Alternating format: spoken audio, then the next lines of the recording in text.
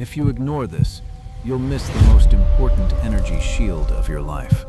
Not a literal barrier, not a magical force field that blocks difficult people from ever crossing your path, but a very real, very learnable internal boundary. One that changes how much of what passes through your day actually gets to land inside you.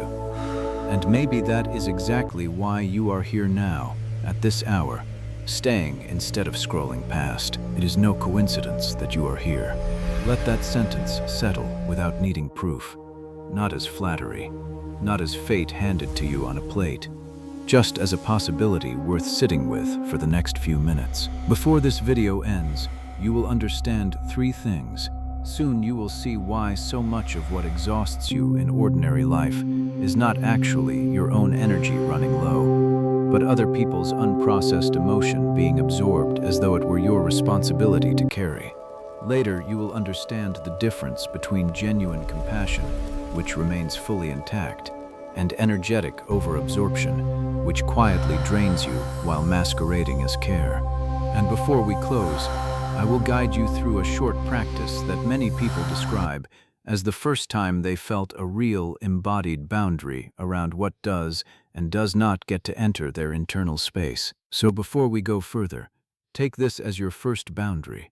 If any part of this message is already landing somewhere true in you, subscribe to this channel now, not as a reflex, but as a small, quiet commitment to keep noticing where your own energy ends and someone else's begins. When you subscribe, you are telling your own mind, I am willing to stop absorbing what was never mine to carry. I am willing to remain caring without remaining defenseless. Because there are 2 kinds of people who arrive at a message like this one.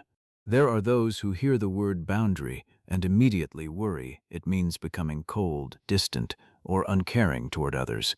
And there are those who stay long enough to understand that genuine energetic protection actually makes deeper, more sustainable care possible, rather than blocking it. You already know which one you are tonight.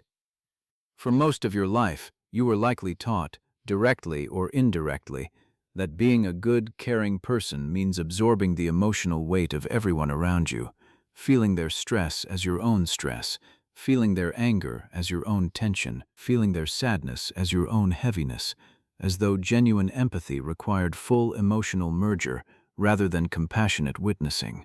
This framework, however well-intentioned, quietly confuses 2 very different things: feeling for someone, which is genuine compassion, and feeling as someone, which is energetic over-absorption, exhausting precisely because it was never sustainable in the first place. This is the first revelation.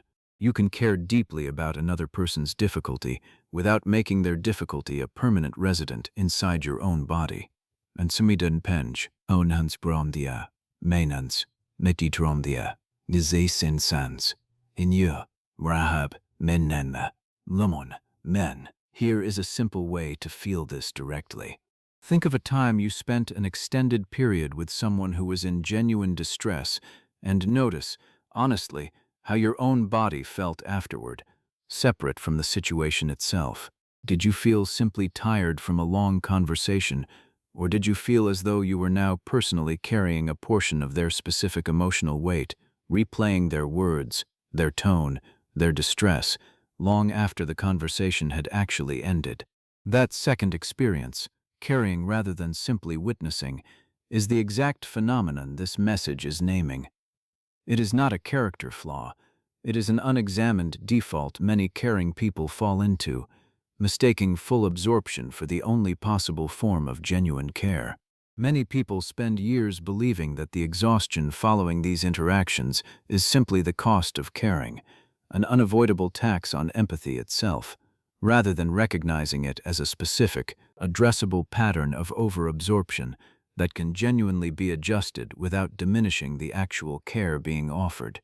And because the exhaustion feels connected to something as valuable as compassion, it rarely gets questioned directly, simply endured repeatedly, interaction after interaction, each one leaving a little more residue than the last. This is the trap almost everyone circling chronic emotional depletion lives inside without naming it. Treat over-absorption as the unavoidable price of caring, and wonder, years later, why caring has become something dreaded rather than something naturally sustaining. There are those who will spend a lifetime absorbing the full emotional weight of everyone around them, believing this is simply what genuine care requires, and slowly depleting themselves in the process. And there are those who will pause here, in this very video, and ask a quieter, more useful question. What if I could remain genuinely caring, while also maintaining a real boundary around what actually enters my own internal space? Not a promise, not a guarantee this will feel natural immediately, but an invitation available starting now. Now listen carefully, because this is where the title becomes more than a title. The most important energy shield of your life is not a barrier that keeps you distant from others or blocks genuine connection. It is an internal discernment, a felt sense of where your own emotional experience ends and someone else's begins, allowing you to remain present and caring without automatically absorbing everything that passes near you. You are not responsible for every energy that enters your space. Let that sentence rest here for a moment, the way a single note rests before the next one arrives. Not as permission to stop caring about others, but as a precise, freeing distinction between witnessing someone's difficulty and unconsciously taking on the full weight of it as though it were your own to resolve. Their emotion is real. Your compassion toward it can be real. And still, it does not have to become a permanent occupant inside your own body. Here is the quiet loop most people circling chronic depletion live inside without ever naming it. A caring person enters a conversation with someone in distress. Without any conscious boundary in place, that person's distress gets absorbed wholesale, becoming indistinguishable from the caring person's own internal state. The caring person leaves the interaction carrying not just concern, but the actual felt weight of someone else's emotion, and interprets that heaviness as evidence of how much they truly care, rather than evidence of an unexamined absorption pattern. Because the heaviness feels connected to love, it gets reinforced rather than questioned, and the pattern repeats, interaction after interaction, relationship after relationship, until chronic exhaustion becomes simply the expected cost of being a caring person. There are those who will hear this and feel a flicker of guilt, as if learning to hold a boundary around absorbed energy is being told to care less, to become colder, to abandon the people who need support. It is the opposite. A person who has learned to witness rather than absorb tends to have far more actual capacity to remain present for others over time, precisely because they are not depleting themselves into burnout every single time genuine care is called for. This is a message asking a more precise, more useful question. Can you remain fully present and compassionate towards someone's difficulty while maintaining enough internal boundary that their difficulty does not become a permanent resident inside your own nervous system? Take a slow breath right now, without needing to close your eyes if you are not ready. Notice the quality of the air entering your body. Notice, honestly, whether you are currently carrying any emotional weight that, examined carefully, actually originated with someone else rather than with your own life. You do not need to resolve anything yet. Just notice it clearly, as real information about where a boundary might currently be missing. This is the beginning of the shift this video describes, not becoming cold or distant, but developing a genuine felt sense of where your own experience ends and someone else's begins. If this message is beginning to touch something real in you, comment this phrase now: I am allowed to care without absorbing. Writing it will not instantly install a perfect boundary, but it becomes a small marker your own mind can return to later, a quiet anchor point in an ordinary day, a reminder that you once consciously chose discernment over automatic absorption. Now let the next layer open. There is a particular kind of exhaustion that comes specifically from being unable to distinguish your own emotional state from the emotional atmosphere around you. Entering a room already calm and leaving it agitated without a single thing in your own life having actually changed. This is the second revelation. Much of what feels like your own anxiety, your own irritability, your own heaviness may not have originated with you at all, but may have been absorbed unconsciously from the emotional field of the people and spaces you move through daily. Notice how differently a difficult conversation gets experienced from these two different postures. A person operating without any internal boundary tends to leave every emotionally charged interaction carrying a piece of it forward, accumulating residue across an entire day, an entire week, until the accumulated weight becomes difficult to trace back to any single source. A person who has developed genuine energetic discernment can be fully present during the exact same difficult conversation, offer real compassion and real attention, and still leave the interaction relatively clear, having witnessed the difficulty without making it a permanent part of their own internal weather. If this is resonating with you, subscribe now, not as a casual gesture, but as a small, energetic commitment to keep practicing this kind of discernment, instead of letting today's clarity dissolve quietly back into tomorrow's old absorption. Let it mean, I am choosing, on purpose, to care without carrying everything that is not mine. There is a particular myth worth naming directly, because without naming it, this teaching can be quietly misunderstood. This is not a message suggesting that you should become emotionally unavailable, detached, or indifferent to the people around you, using boundaries as an excuse to withdraw genuine care. Real relationships require real presence, real vulnerability, and real willingness to be moved by someone else's experience. The shield being described here is not a wall that keeps everything out. It is more like healthy skin, permeable enough to allow genuine connection and empathy through, while still maintaining a clear distinction between your own internal state and everyone else's. It is worth naming, too, that this pattern of over-absorption often develops early, sometimes in childhood homes where a caregiver's emotional state was unpredictable enough that constant, hyper-attentive monitoring felt necessary for safety. A child raised in that kind of environment learns to track another person's mood shifts with extraordinary precision, not out of natural empathy alone, but out of genuine self-protection, staying attuned enough to anticipate what might happen next. That early survival skill, remarkably useful at the time, often continues running in adulthood long after the original threat has passed, now applied indiscriminately to every emotionally charged person encountered, whether or not any actual danger is present. Recognizing this origin does not mean blaming an early caregiver or reliving old pain unnecessarily. It simply means understanding that the pattern was once protective and can now be gently updated to match a present that no longer requires the same constant vigilance. Consider, too, how this shows up specifically in caregiving relationships and helping professions, where absorption can masquerade particularly convincingly as dedication.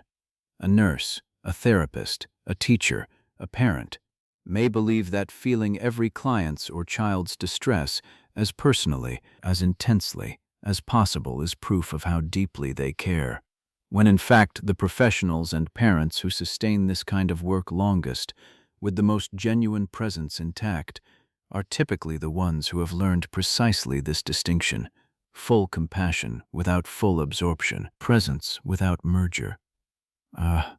Bihar had said the mention the nafik, munno, nari, nafik, moyat, mahi, merja, mansamo, pensump, mimo. Here is something worth sitting with honestly. Many people secretly resist this kind of boundary, even while feeling exhausted by its absence, because a lifetime of identifying goodness with total self-sacrifice can make genuine boundaries feel selfish or unkind, even when the evidence of chronic depletion suggests otherwise. If you have spent years measuring your worth by how much emotional weight you can absorb on behalf of others, a version of you who witnesses rather than absorbs can feel strangely unfamiliar, even guilt-inducing, even though it would genuinely serve both you and the people you care about far better over time. This is not selfishness. It is simply a nervous system trusting a familiar, exhausting pattern over an unfamiliar, sustainable one. If this describes something in you, You are not failing at this shift. You are standing right at its edge, which is exactly where this practice is designed to meet you. Now we move toward the practice hidden inside this message. Let your body settle wherever you are sitting or lying right now. You do not need silence around you, only a small amount of willingness inside you. Soften your gaze, or let your eyes close if that feels right. Let your next breath arrive a little slower than the one before it, not forced, simply unhurried. Feel the weight of your body being held by whatever is beneath it, the chair, the floor, the surface that has been holding you this entire time without asking anything in return. You are not trying to build a wall against connection. You are simply clarifying the edges of your own internal space. As you breathe, imagine, gently, a soft boundary of light surrounding your body, not rigid or impenetrable, but clear and permeable, like healthy skin. Inhale, and silently affirm that this boundary allows genuine connection and empathy to pass through freely. Exhale, and silently affirm that this same boundary allows what is not genuinely yours, absorbed tension, absorbed worry, absorbed heaviness that originated elsewhere, to pass back out rather than settling permanently inside you. Inhale, allow connection in. Exhale, release what is not yours. Let this happen 2 or 3 more times, at your own unhurried pace.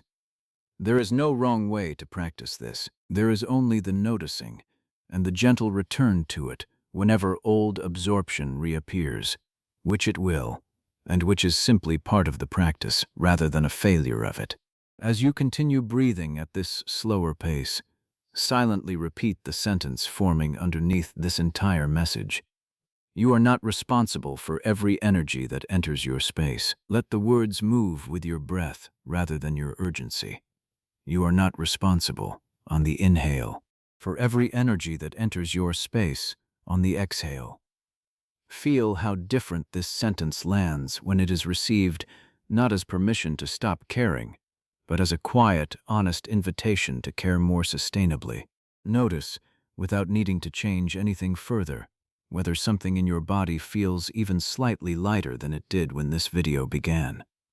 Perhaps a small easing, perhaps very little has shifted, and that is completely fine too. This practice is not measured by a single dramatic breakthrough. It is measured the way any genuine boundary is actually built, through quiet, repeated practice, returning again and again to discernment, rather than automatic absorption. Let this small practice become something you can return to without needing a video to guide you through it again. One imagined boundary, one breath, one quiet sentence, timed to the rhythm of your own body. You are not responsible for every energy that enters your space. This costs nothing, requires no special setting, and can be practiced before a difficult conversation, after leaving a heavy interaction, or simply whenever you notice yourself carrying weight that does not actually belong to your own life. The people who genuinely sustain deep, long-term compassion for others are rarely the ones who absorbed the most. They are the ones who learned to witness fully while still maintaining a clear, honest boundary around their own internal space. Now, gently bring your attention back to the room around you, to the sound of your own presence here, to the simple fact that you stayed through this entire message when a dozen easier distractions were only a swipe away. That choice to stay is itself a small act of the very discernment this video has been describing. Let us gather what this message has offered you. The recognition that genuine compassion and energetic overabsorption are not the same thing, and that confusing them leads directly to chronic, unnecessary depletion. The understanding that a real boundary functions less like a wall and more like healthy skin, permeable to genuine connection, while still distinguishing your own state from everyone else's. The honesty that this absorption pattern often develops early as genuine self-protection, and can be gently updated now that the same constant vigilance is no longer required.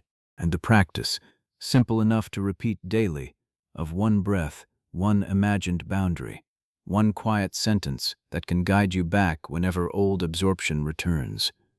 You are not responsible for every energy that enters your space.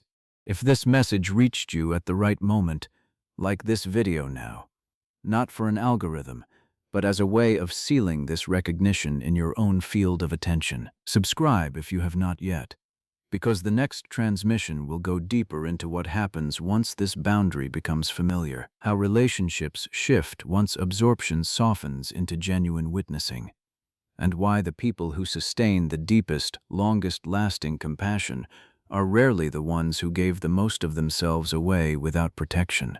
Share this with someone who has been quietly exhausting themselves by carrying weight that was never theirs to carry. Someone who needs to hear that caring and protecting themselves were never actually in conflict. You are not cold for having a boundary. You are not selfish for refusing to carry what is not yours. You are not required to absorb every difficult emotion that passes near you in order to prove you genuinely care. You are not responsible for every energy that enters your space, and perhaps the most important energy shield of your life is not a barrier that separates you from others, but the quiet, repeatable recognition happening in you right now, the moment you remember that you can witness someone's difficulty with full presence and full compassion, and still, gently, let it remain theirs.